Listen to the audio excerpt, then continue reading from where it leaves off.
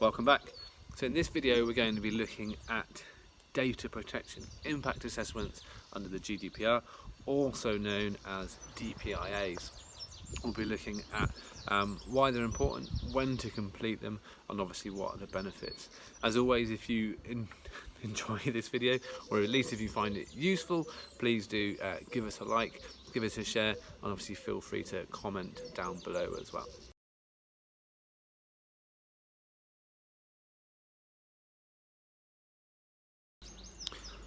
So what is a DPIA?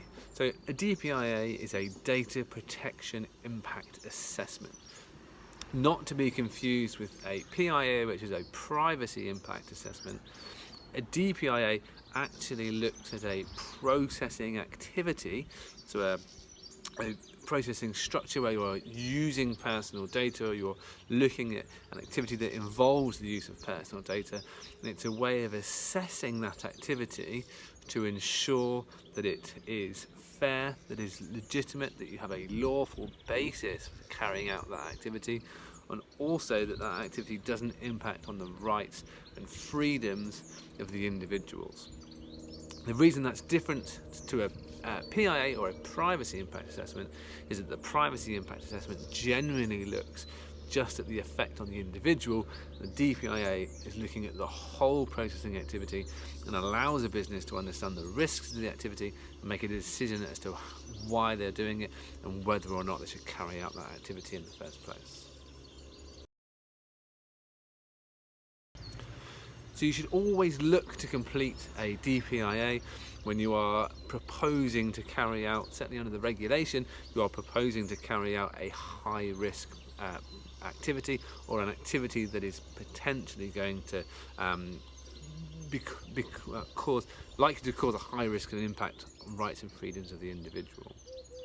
Personally, I actually think that doing a DPIA on a more regular basis is a really good way for a business to understand what it's doing and why it's doing it.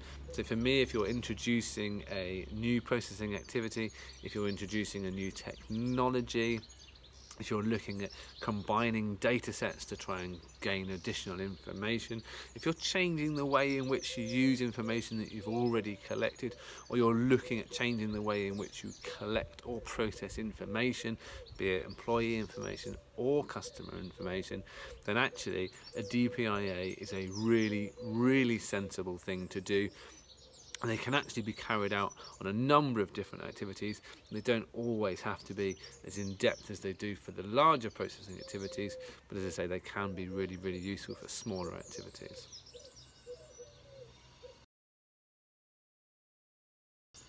So it's really easy to complete a DPIA.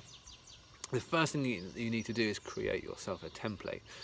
There are software solutions out there that will provide all of this for you, but you can also just create a spreadsheet. A DPIA should really be completed by the person who understands the processing activity. So the person within your organisation that is pushing for the activity to happen and understands what that activity is going to involve, what information is going to be used, and how that information is going to be processed. Once you've done that, you need to look at the potential impacts on the individuals whose information is being processed. You can then look at the controls that you already have in place and assign yourself a risk for the activity, or a risk profile for that activity. Once you've done that, you then go back again and look at what additional controls you can add to mitigate that risk and to bring that risk down, and that will then give you your final assessment, your final impact assessment. If you have a DPO within your organisation, or if you have an outsourced DPO, we would always advise that you then pass that impact assessment over to those individuals for them to review and for them to make a final decision. And of course, if you are concerned or you don't have access to those kinds of resources, you can also contact the ICO and ask them to review an impact assessment for you on your behalf.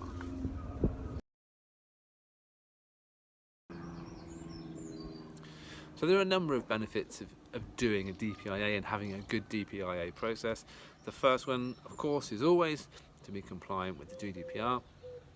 But on top of that, DPIAs really can give you a good insight into your organisation and insight into the way your organisation is operating. What we often find is that actually a DPIA is a really good way of making your organisation or teams within your organisation stop, take stock of what they're doing, and really give some consideration as to whether this is the kind of activity that you as a business want to be doing, and the kind of activity that your customers would expect you to be doing.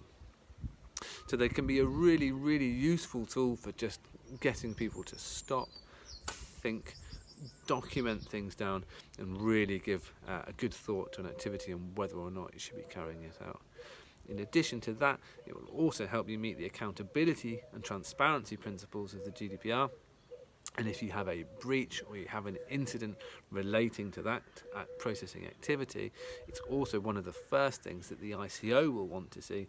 So it allows you to be able to mitigate the risk of receiving a fine or the risk of receiving enforcement from the ICO if you can demonstrate that you gave thought to the processing activity and you've got that documented and you've got that structured. So, in a nutshell, DPIAs are really important. They're really integral to a good data protection framework. As always, if you have any questions or you'd like more information on DPIA templates or how to set up a DPIA process within your organisation, you'll see my email address across the bottom of the screen, the website across the bottom of the screen, and you'll also see our details at the end of this video. And we look forward to catching up with you again next week.